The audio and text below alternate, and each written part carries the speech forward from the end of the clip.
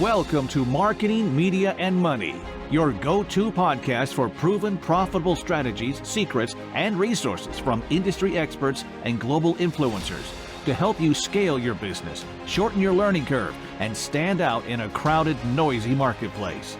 Here's your host, award-winning marketing and media strategist and international speaker, Patty Farmer.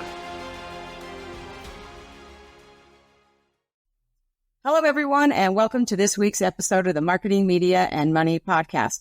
I am so excited today. I know I'm excited every week, but I have to tell you, I get some amazing guests, and I love sharing them with you because if I know them, you need to know them. So let me tell you, I have to ask you a question first, though.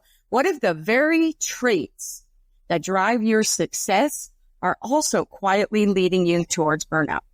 Research shows that 89% of high achievers experience periods of overwhelm and exhaustion, yet many push through, mistaking survival mode for resilience. Imagine a way to break free from the constant hustle where your energy is fueled by purpose, not pressure, and you thrive as both a leader and a human. It's time to redefine what it means to succeed. And that is what we're going to do today, because my guest today is Hannah Abad, and she is the founder of Hannah Abad Coaching, a 3-time business owner and a 13-year certified expert coach for visionary service-driven leaders, guiding them at a core level out of depletion and survival mode into personal resilience, strength, and healthy high achievement. Her proven and proprietary neuroscience and trauma-informed methods have supported hundreds of leaders into powerful, lasting transformation. She's an advisor with Tailored Premier, a coach with the Honor Foundation, and her favorite, most meaningful titles are wife and mom. So thank you, Hannah, for being here with me today. Oh my goodness. My pleasure. I am so pumped.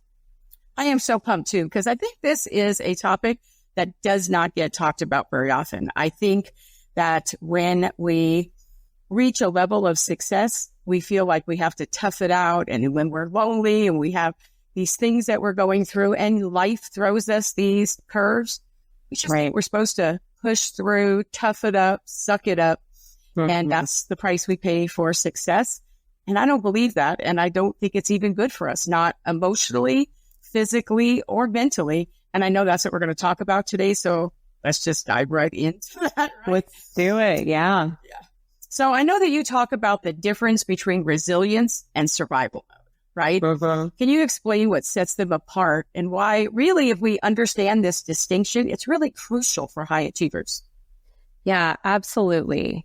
I think what's important is to kind of start on the outside perspective, because that's so much of what we inform, like how we shape and inform our understanding and definitions of things is like the perception of people looking on the outside and then giving us feedback, like saying things about us.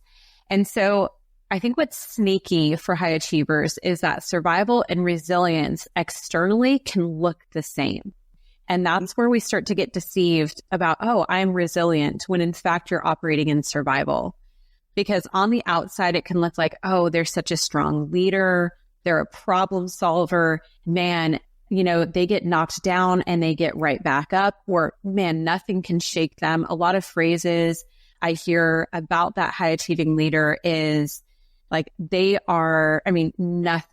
can take them down. You can always count on them, that kind of thing. And that sounds like, if I was to say that, that sounds like resilience, right? It does. The difference is the internal dynamic that we feel. And you referenced it so powerfully already, in that when you have these high achieving leaders, and this can be leadership in a lot of different capacities. It can just be self-leadership, like the standards you hold and how you lead yourself in whatever your role is. But so often with leaders, they have a team that they're leading, a group. They have people looking to them and leaning on them. You can be leading within your home, and with that can come a pressure of, oh, I can't let them down. I'm afraid to let them down. I can't disappoint them. I have to have all the answers. I have to be the problem solver. I can't be the one to drop the ball. And all of a sudden there's this pressure dynamic, which pressure equals survival. And what you're actually doing internally, while externally it looks you look strong and steady, internally you are burning up all of your resources at a rapid pace because you're like, you're performing under that pressure of, I can't drop the ball. I can't fail. And so what you're doing internally is, I call it like the white knuckle dynamic. You're just white knuckling it, going like, I hope I'm moving fast enough. I hope I'm strong enough. I hope I'm responding smartly enough to get ahead of, potential problems, to make sure that things don't slip between the cracks. And that white knuckling dynamic that just pushed through is incredibly rigid and depleting. And rigidity is one of those words I emphasize. That's when you know there's a key difference between survival and resilience. If you're feeling that like, ooh, inflexibility, rigidity, just power through, just push through, you know you're in survival. Whereas let's contrast this with resilience. And I always love to paint this. I'm a very visual person, and I think it can help us like understand these concepts and bring it into reality and practicality. But resilience I describe as a rubber band, and you yourself as the human are the rubber band. When you are in resilience, you are able to expand, because let's think about the function of a rubber band. It's designed to hold and contain things, to group things together, to hold things together. And it can expand with an added load, and it can contract when you reduce the load. We are not machines. Like leaders, high achievers, we love to buy into this idea that I can take it all, I can handle it all. And there's even, and I'm just going to I'm just going to dismantle some ego here for a minute. So it's going to get a little uncomfortable. But we're not machines. We're not robots. We don't have this like divinely elevated experience where, oh, I don't have needs. I don't need rest. I can take anything. Like, the fact is you can't. There's no human that can. There's no human that doesn't need sleep. There's no human that doesn't need rest outside of just the physical act of sleep. There's no human that can just take one challenge after the other with no support or no like repletion of their depleted resources. It will eventually catch up to you. So taking that back to the rubber band, if you expand for an added load, and this can look like personal life circumstances, this can look like, we're all talking about it, we have been for 4 years, the insanity of the world since 2020, the constant challenge, finances, business changing, health, you name it. It's one thing after another. Let's talk about the added load of how much information intake that we carry every day, that we are processing every day, that we're actually not designed to intake that much information. So we just add it to our load. You're in a leadership role, and there are challenges that you have to take on. And so you expand as that rubber band to carry that added load. And then you think like, wow, look at everything that I can do. And as high achievers, we freaking love that. We feed off of that. Look at all that I can do. Look at all that I can accomplish.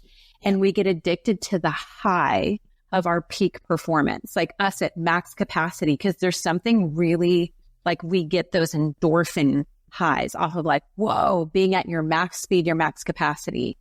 And then we stay there. And think about what a rubber band does when it expands to its maximum capacity, where it's right about to snap, and it stays there long term. If you do that and you go back months later to get that rubber band and like reduce the load, what is the condition of the rubber band? It has completely lost its elasticity. It's brittle. So it will either snap or disintegrate. That's a perfect picture of us as humans. We are not designed to stretch to max capacity and then live there. You will be in survival, because it's just like, what do I have to do to keep from snapping? What do I have to keep to do from disintegrating? And that is survival. And on the outside, again, resilience, it can look like, look at all that they're carrying. Look how they're holding that all together. But you, the rubber band, you're like, I'm about to break.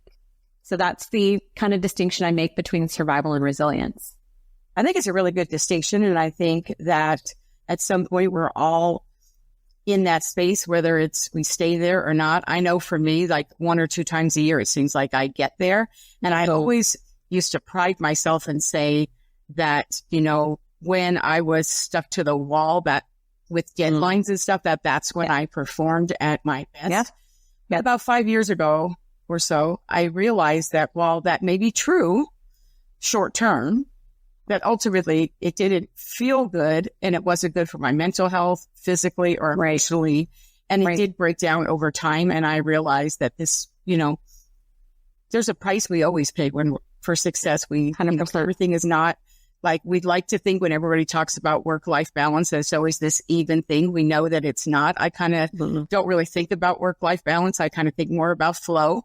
And so I really realized that just like I say about everything, when you're a CEO, we're the one that gets to make the choices. And I realized I needed to make different choices. And I did. Yeah. My life was like, oh my gosh, right? So I think that is such a good thing. But your coaching integrates neuroscience and trauma-informed methods, right? Right. So I know that you have a framework for that. So how do those frameworks help leaders break from survival mode so that they can move into that state of resilience?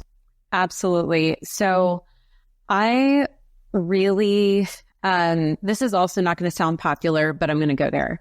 I am not into relief or symptom treatment.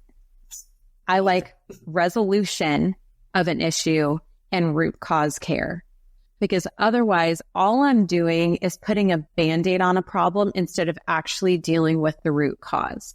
Because leaders come to me all the time. They're in survival.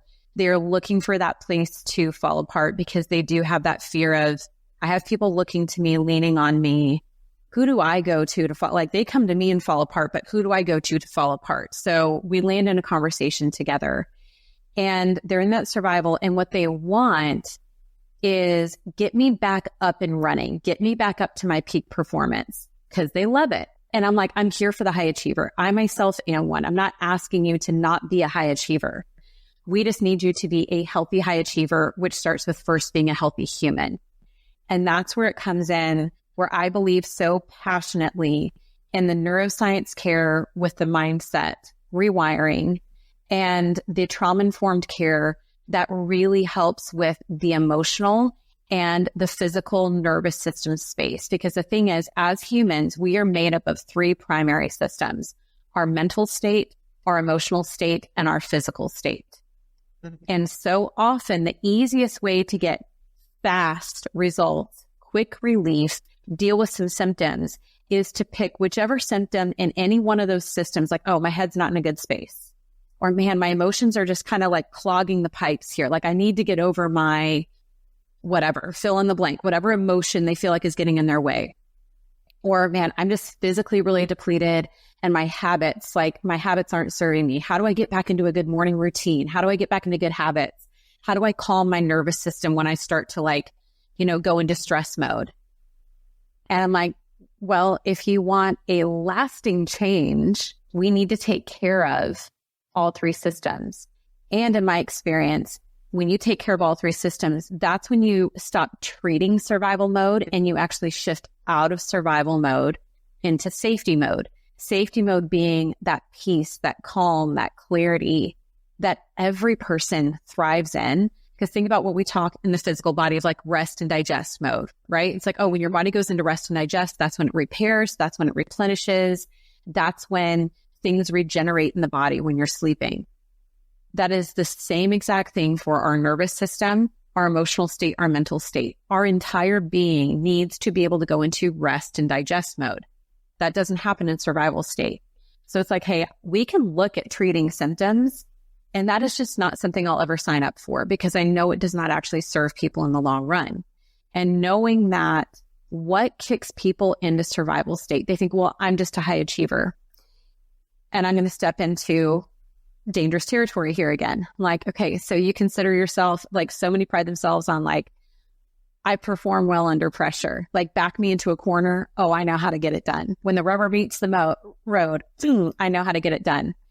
I'm like, do you realize that you can get results in a very different way and that you don't actually have to be in the survival state to do it? Because all that is pushing yourself into, it's a do or die. I'm backed into a corner. It has to get done. The deadline, that's backed into the corner. Like you don't actually have to perform like that under pressure. So when we identify what actually flipped you into a survival state when your life is not actually under threat, but you're acting like it is subconsciously. And your nervous system is responding to that. Your emotional state is responding to that, your mental state. So if we just do mindset care, your emotional state and your nervous system will hijack you trying to operate in a healthy manner.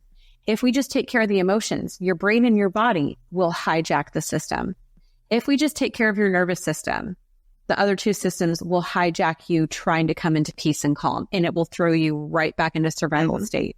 But if we take care of all three, and what's really incredible is understanding so many people think, oh, I can feel it in my body. That must be where it's starting. Or I can hear the thoughts in my head. That must be where it's starting. All of it actually originates in our emotional system. The experiences that we have, which give us strong feelings about something, which then makes us believe something very specific because we believe what we have felt and experienced. And then those thoughts tell our nervous system to show up in a certain way. So it's like, hey, when we take care of the emotions with trauma-informed care, and that word is tossed around, misidentified, overused, misused all the time. It would take a whole thing to describe like what we mean by trauma. I'm not saying you're a victim. I'm not going, ooh, I'm so traumatized. Like legitimate trauma, AKA the imprint on your system of a hard experience and how it imprints, where your system learns, I never want to experience that again. I never want to feel that again. Boom, it imprints in our emotional state. And our beliefs line up with it to go, okay, that will never happen again, not on my watch. And boom, the high achiever shows up. Our nervous system says, I'm ready to fight. I'm ready to be on high alert. And boom, we're in survival state. So using those tools and modalities and taking care of all three systems, I believe are essential for that high achiever to shift from survival to healthy high achievement. It makes a lot of sense though, because I think a lot of times when we are in that survival mode, we don't realize that it comes with unseen costs, right? Absolutely. Because it never happens in real time. It happens later. Yes, and I think that really makes a lot of sense. So I know that you distinguish between fear-driven and desire-driven motivation, right? Yeah. So how can a leader identify which type is driving them? What steps can they take to shift towards a desire-driven mindset if maybe they're spending more time than they want in fear-driven? Yeah. I think one of the quickest and easiest filters to use when you're trying to go like, wait, is this fear or desire that's driving me? Is fear-based language in the mind, because you're going to feel it in your body, but you're going to be able to catch it in your head and then work it down. You know, that brain-body connection is so powerful.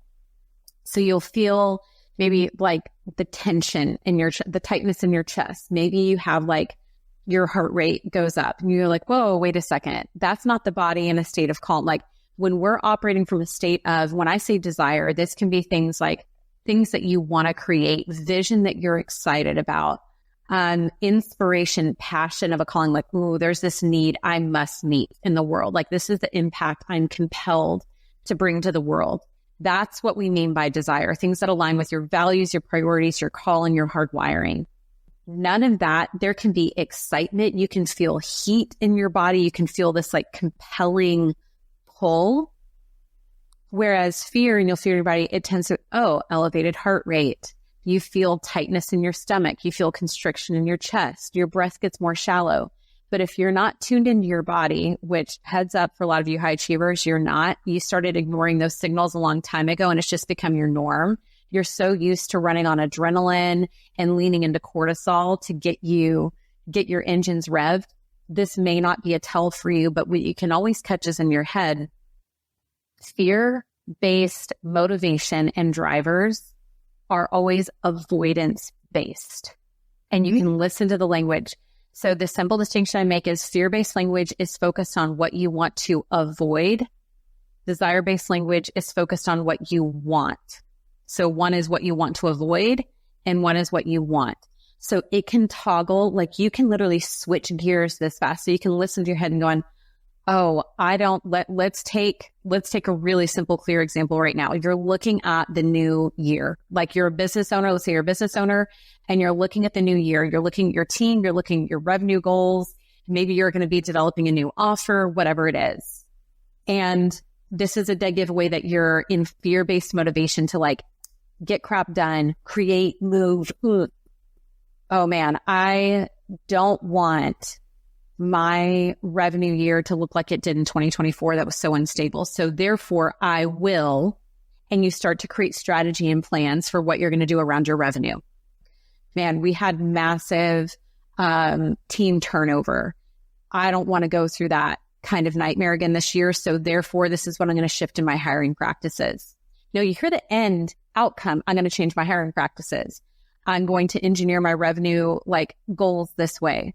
Nothing's wrong with those, but how you're getting there internally, fear focused, fear driven. So that negatively impacts your strategy because it's focused on the thing that you don't want. And it's that pressure dynamic internally that, again, it pushes you, it gets you results, but not the quality of results you want and not the way you want to get them. Versus if you take that, and this is a simple way, or let's just paint a picture of the one. I want my revenue goals in 2025 to look like this.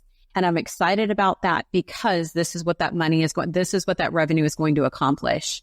And I want my profit margins to look like this. So based on that, how am I going to create that? Do you hear just the language shift? Outcome, Sure. The same. The outcome is I want my revenue to look different. But how you're arriving there, and even just, I literally felt the shift in my body as I'm talking about it. You sit back and you're like, you get curious because you've created safety in your brain. When you are desire focused, the brain can then be creative, experimental. It can open up its perspective instead of the tunnel vision of survival. It's like, ooh, what is the only way that I'm going to protect my revenue and grow it this year? In desire, it widens back out and it goes, what could I do? What creative ideas is my zone of genius sparking? What feels really good in my body? Ooh, let's lean into that. And you're pulled forward instead of being pushed forward. You're compelled by desire. Which I think is really so, I think that's really so important too. And I have to tell you from a marketing point of view, I hear it all the time too, because a lot of times when people we'll use your exact example that you used. If somebody is thinking to themselves about revenue and that they don't want the next year to look like this year, you're right, outcome. What I see a lot is then they would say, oh, well, I want that. I have to look at what I need to get rid of. Maybe I need to get rid of a team member. Maybe I need to downsize some things. Scarcity.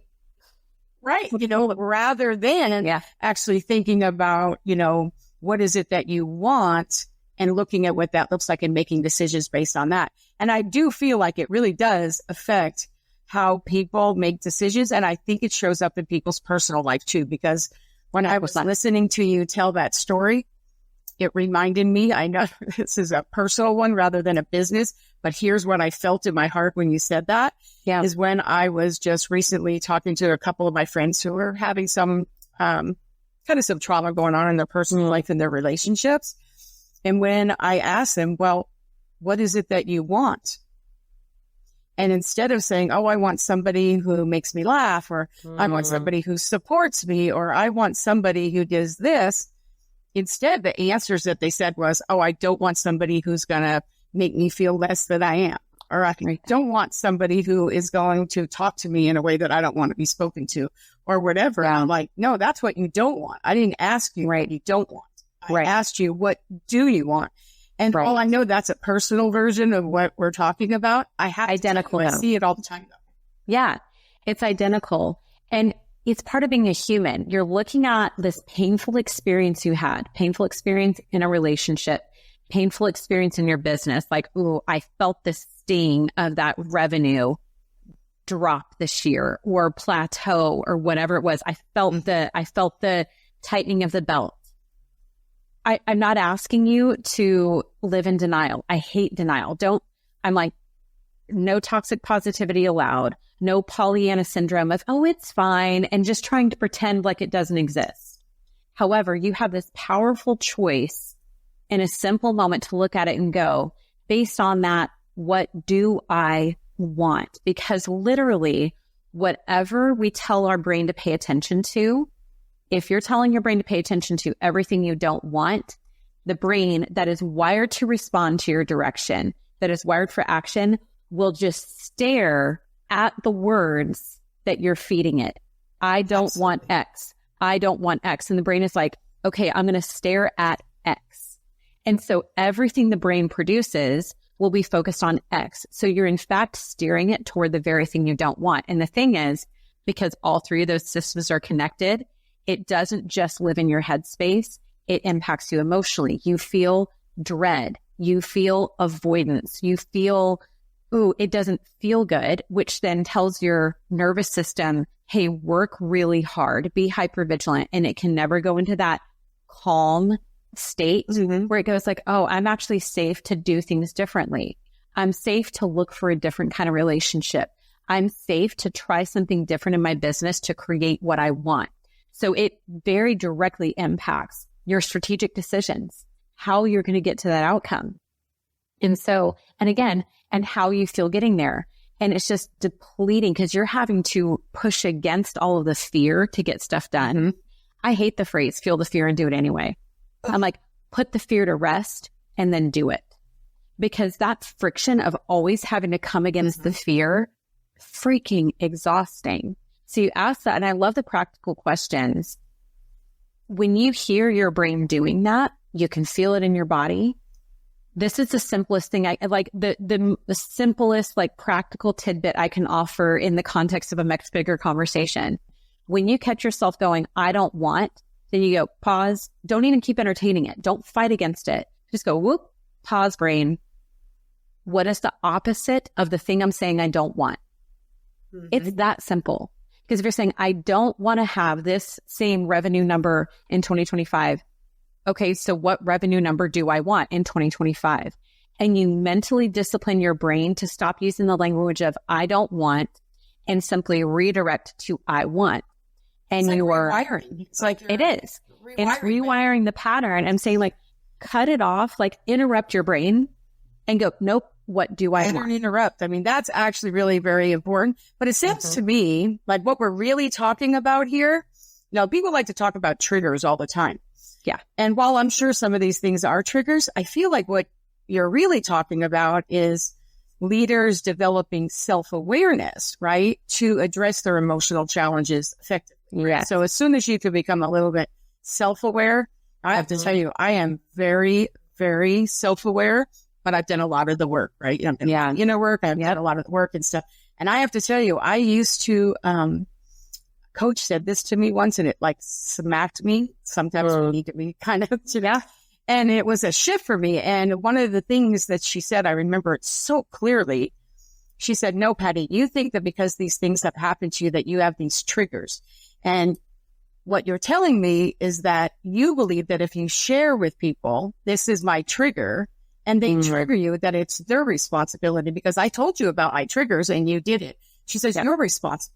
It's your responsibility how you react to things. And I have to tell you, I'm so thankful. That was like 7 years ago. And it literally changed the whole trajectory of my life and my business. And all of a sudden it's like, oh, that is absolutely true.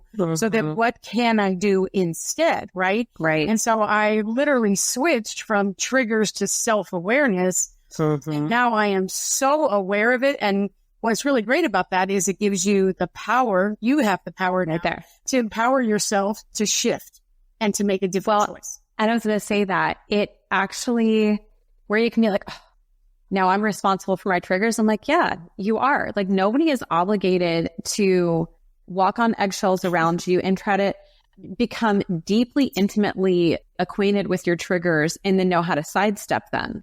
And so it's actually incredibly empowering to be like, as soon as I take ownership of these, I'm not at the mercy of other people. And the most practical thing I think it takes, and you said, like, you did the work, when you're in the moment and you recognize like, oh, I'm being triggered by a past experience, because triggers are real, because your brain doing its job to protect you has this bank of evidence of bad experiences to say, hey, remember, we don't want to feel that again. We don't want the pain of that mistake. Yeah, we don't want the pain of that failure. We don't want fill in the blank. We don't want that. And you're like, yes, I hear you. Legit. I get it. However, so what I do want is this, but it takes a pause. And that is one of the things that is, again, it's a pattern interrupt. And there's a much deeper way to like really shift how you respond to triggers. But on a surface level, when people ask me, how do I do that in the moment? I'm like, this is not rocket science. Slow down. Because you're saying it's the self-awareness. When you are just in freaking go mode and the language is, I don't have time for this. Like how many times before 7 years ago when she shared that with you, but I don't have time for this. Like, I just gotta, the go mode. I just gotta go. I need to handle it. I was the, I just have to power.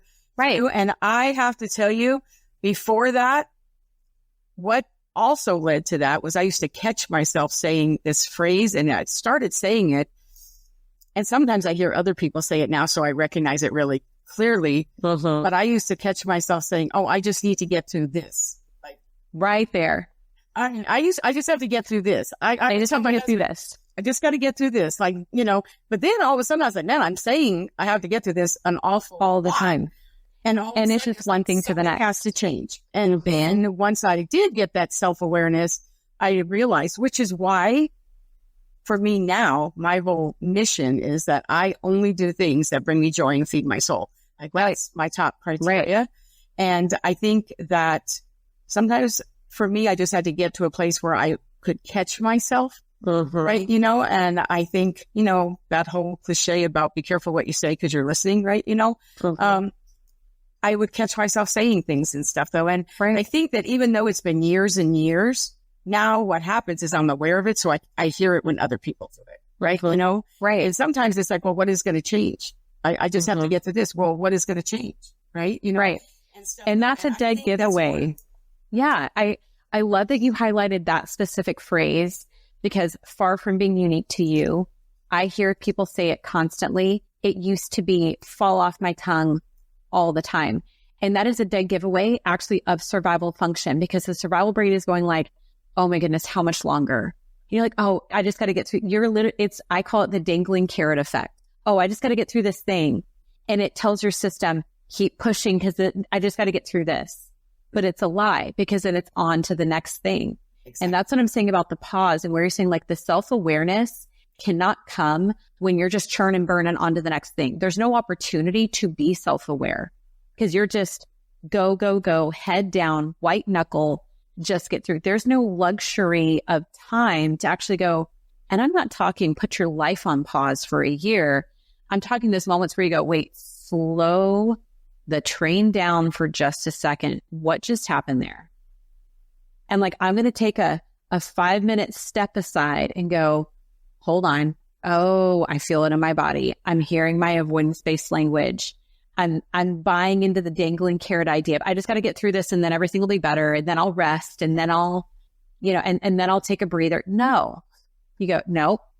I'm going to give myself the opportunity for a moment of self-awareness. I'm going to catch my brain and do a pattern interrupt. I'm going to take it from the language of what I want to avoid to what I want. And oh my goodness, I can feel my body loosen up and I can feel that knot of anxiety in my stomach soften and like relax out. And I feel my breath regulate. And then I go, oh, hold on a second. I'm just realizing there maybe is another solution to this problem.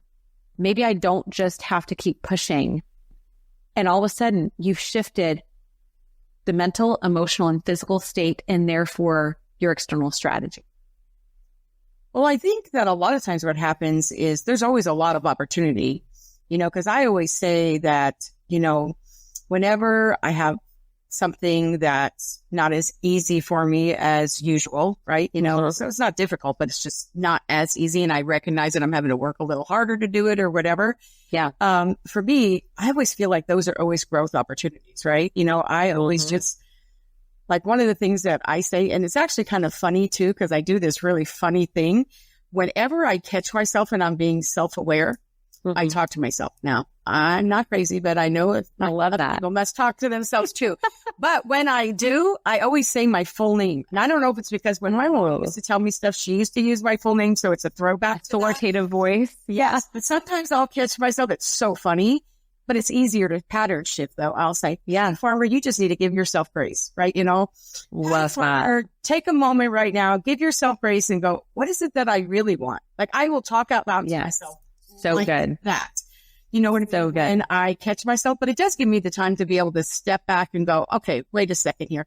And for me, it's usually that I need to reframe my words, reframing my words, which I think is so important and something that has really become very important to me in the things that I say, right? Like, wait a second, let me reframe that. And so I think that is really important. But I think part of it is because when we are caught up in the fear, it can hold us back, right? But if we can reframe the fear of loss, lack, failure, all of those things into opportunities for growth and abundance, it's so much better. But how do they do it? And where does resilience do that? Whether it's setting boundaries or nurturing ourselves, so what's the role that resilience plays, and how can leaders implement them into the busyness of their life? Yeah. So when they catch themselves, like, where can they reframe it over into opportunities for growth and abundance? Absolutely. Such a good question. So the role of resilience, there's nothing that it doesn't touch. And going back to that idea of, remembering that resilience, the role that it plays is it facilitates flexibility. It facilitates adaptability. It removes the pressure and the depletion of rigidity, because rigidity is just exhausting. That rigidity of perfection, of performance, of just drive, go, push. Survival state is very rigid. Pressure is very rigid. And so the resilience with that picture of there's flex here. There's opportunity and allowance for adaptability. Even thinking about, and this is something I think is so interesting, like going back to the rubber band, is you can, or gaskets, anything that has that kind of nature, you can treat it with oil treatments to help reinfuse it with that lost elasticity. So bringing this into that human element where you go, okay, and this is so simple of going when I feel that familiar, habitual, reflexive response to push and go, let me just simply choose the opposing action. I am out of habit, because we're creatures of habit, feel in the go mode. And I'm actually just going to kick back and slow down gears for a minute, because again, that allows the self-awareness to then do the check-in and go, what is the resource or support that I need? Because deprivation is not a badge of honor, not how much can I do? Absolutely. Getting rid of this, how much can I do with the least amount of support and resource? No, going what do I actually need right now? It can be, I need the simple thing of sleep. Oh, I've been in a habit of not eating all day. I need to eat. I need to fuel my body. Some of the things I love for high achievers is understanding, because we love our zone of genius. We love to lean into it and bring it out to the world and serve. And I think that's phenomenal. But actually feeding and nourishing your zone of genius is done most effectively through time and space. Our zone of genius thrives on time and space. And the most practical ways to create time and space is through rest and play. And this is going to feel initially counterintuitive to those reflexive actions of survival, but where you go, what if I lean into the discomfort, because it is uncomfortable, because it's unfamiliar, of what would rest or play look like right now? For me, play can look like it's taking my time and testing out a new recipe in the kitchen. I'm just gonna play in the kitchen and make a meal. Without fail, ideas start to spark while I'm doing it, because my brain's oh, you took the pressure off. I created malleability, resilience. I'm going, oh yeah. And because I'm intentionally leaning into things that take the pressure off, I'm naturally building the mechanism of resilience, because it's going expand and then contract. Contract is where you're taking the pressure off. So it's going, I have to intentionally take the pressure off. And I can't just say, ooh, take the pressure off. I have to engage with that. I have to slow my body down. I have to choose something that emotionally brings joy. You said it, like what fills my soul and brings me joy. Ooh, let me do that. And you're building that new muscle of, oh no, I'm not going to keep feeding the muscle and strengthening the muscle of survival. It's already overdeveloped. I'm going to start building that muscle of resilience. And, you know, and I think when people are really struggling with that, I'm like, again, you can't just mentally reframe and switch. You're just start getting into a shouting match of trying to think resiliently. And then the survival brain fights back. That's where you got to do some digging deep to shift out of like, to turn off that survival switch. But doing that reframe of, ooh, it is safe. Like this is such a mental, it is safe for me to slow down and ask what I need. What do I actually need in this moment to fuel me? Again, not to like kick back. That's not what high achievers do. They're like, no, I want to do this. It's not the kickback lazy mode. It's just, ooh, what do I need to do to slow down, to nourish and support myself, to fuel me forward? And that makes sense though, because you're pouring into yourself. Like I know that one of the things that's really important to me is there was a time when I used to, like literally we work from home, not always, but right. And I would like eat lunch at my desk. I would eat lunch at my desk. I never eat lunch at my desk anymore. I mean, you know, on the weekend, I take an hour. I think about what's my, you know, I would always eat a good breakfast and I would always eat good dinner. But my lunch was always really tough during the workday. And I would just grab things in between phone calls and stuff. But guess what? If you're a CEO, we control our calendar.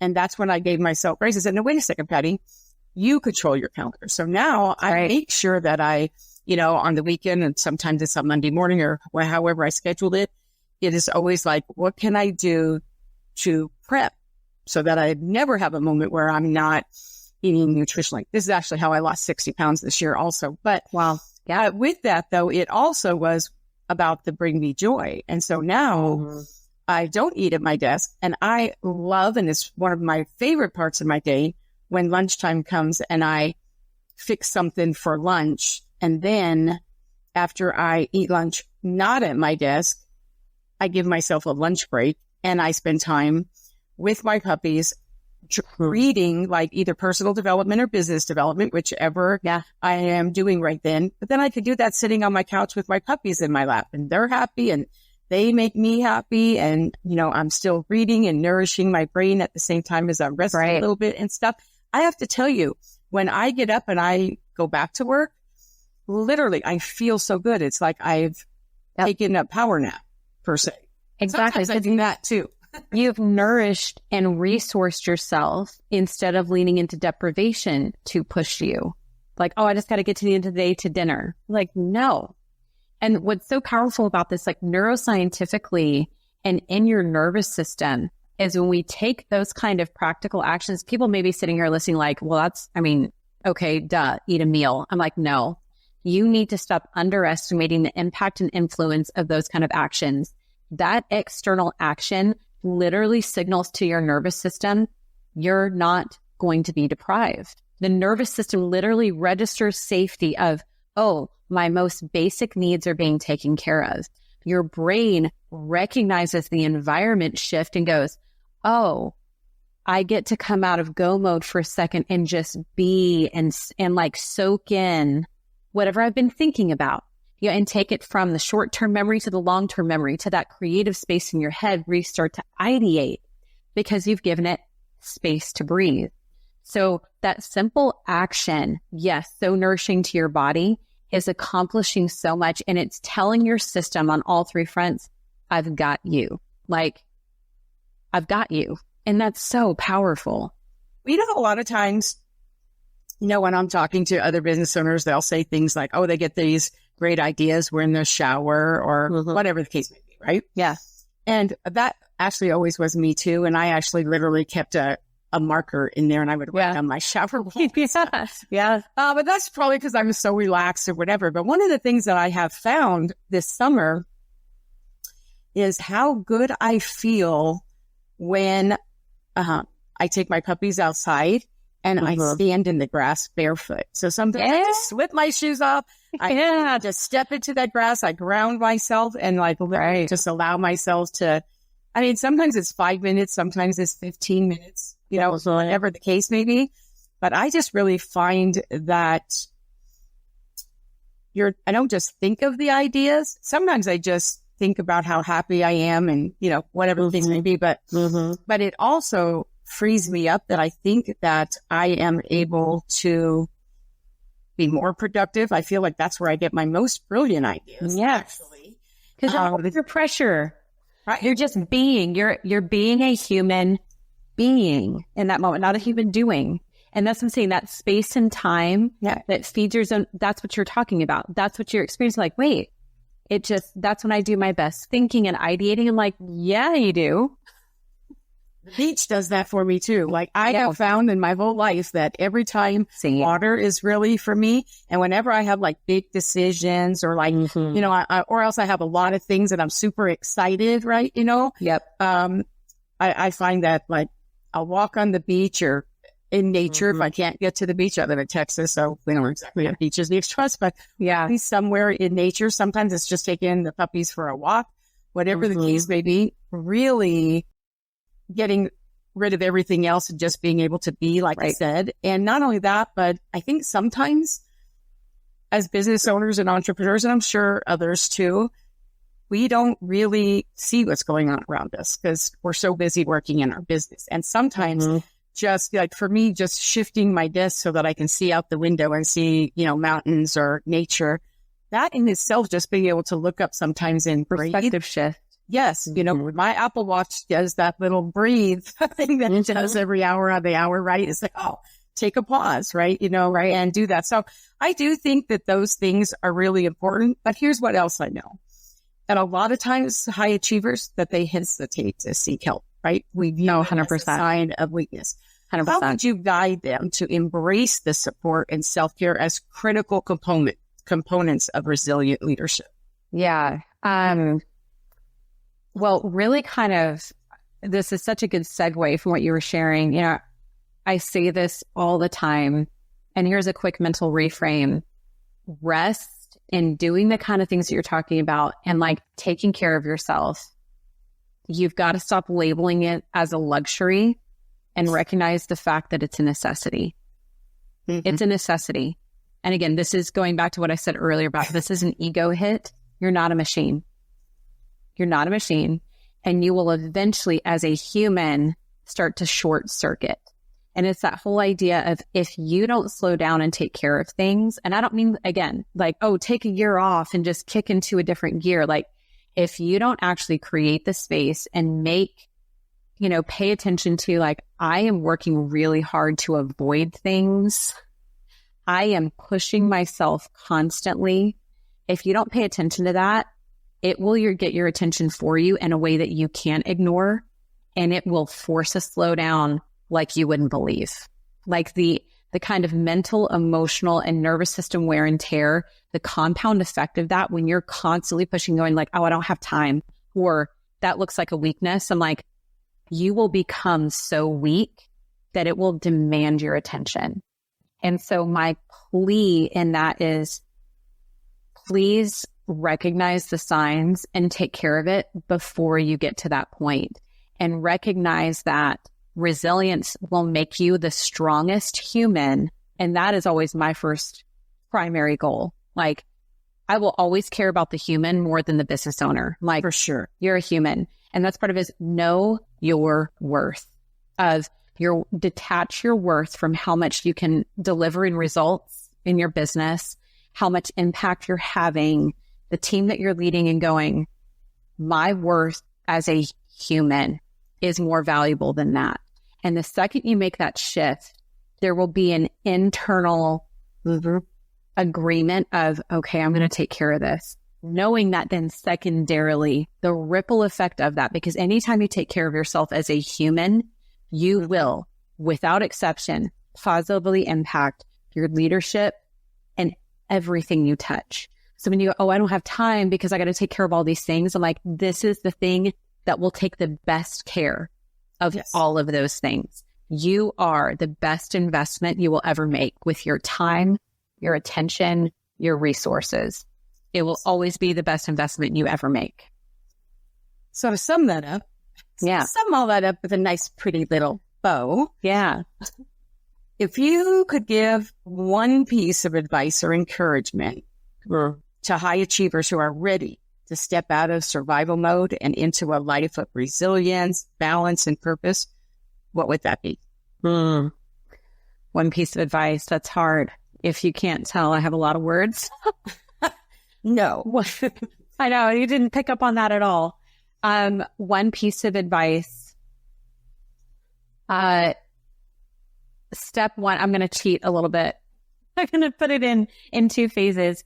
Step one would be slow down and take that personal scan. Have the courage, and it's going to take courage, because I guarantee you there's going to be stuff that you're like, oh, I don't like that. Like, I can tell I'm avoiding that. I can tell I've been out working and out running and out pushing so that I don't have to look at that. That, like, the stuff inside that doesn't feel good. Like, my headspace isn't in a good place. My emotional space isn't in a good space. My nervous system feels like it's on fire all the time. Have the courage to slow down and take a scan of, ooh, where are we and what needs attention? Oh, that makes sense. Just do it. There's no sexy answer. There's no fun, quick workarounds. Like, okay, slow down and have the courage. You have so much, and this is the beautiful catalyst that leaders have, is they do hard things all the freaking time. All the time. So I'm like, just choose to do this hard thing. That's about you. Like, what's the status check on a scale of 1 to 10? How close are we to the short circuiting? How close am I getting to that, like, that tipping point of, ooh, I've hit the wall that I just can't overcome anymore? And work your way back and go, what would a safe, supported, intentional process, and this is so key for leaders, look like to tear down these dysfunctional systems and rebuild healthy systems? Because that's part 2 of my answer. Don't do it alone. And this is not a plug for me. Don't do it alone. Because that is such an isolating, heavy load to carry by yourself. And here's the hard, cold truth. You got yourself there. You're going to need support getting yourself out of there, because otherwise you will just default to what you know, because that's what humans do. You're going to need somebody who's not in the thick of it to help you walk your way out of it, to go, and this is what's actually going to change my life from the inside out, where I'm a healthy human, I'm a healthy leader, and I will see, this is the thing I say, slow down to speed up. When you take that time to slow down and take care of you, it will blow your mind how you then accelerate all these things that you're so passionate about and that you don't want to slow down. I'm like, it's temporary. It's a temporary slowdown for a long-term accelerant. Oh, I love that. And that kind of leads us to that. You can just come to tell us all that. You actually brought a gift with you. You actually brought a gift with you, which I really love about that. So before we do that, though, one of the things I just want to say to my audience, I care very deeply about who I bring on my show. I vet everybody. I don't allow anybody to pitch me. So you know that. I really do care. And I have to tell you, I haven't known Hannah all that long, probably about 6 months, but she made a big impact for me. And I have actually seen how she walks her talk, not just in talk her talk. And she's an amazing human being. So I'm going to tell you. Thank you. So whether that is that you recognize some of these things and you want to have somebody, you recognize that you don't want to do it on your own and you reach out to her, I think that would be like amazing. But if maybe you've already done some work, like me, you've already done the work and you're just thinking, oh my gosh, that was me. Or maybe you know somebody else and maybe it is even you and stuff though. I have to tell you, Hannah is amazing in all capacities, as a human, as somebody who can help you. Just, she's fun. And I just have to tell you, connect with her because she's really, really amazing. And now I'll let her tell you about the gift. But I'm honored. I'm so honored. Oh, thank you.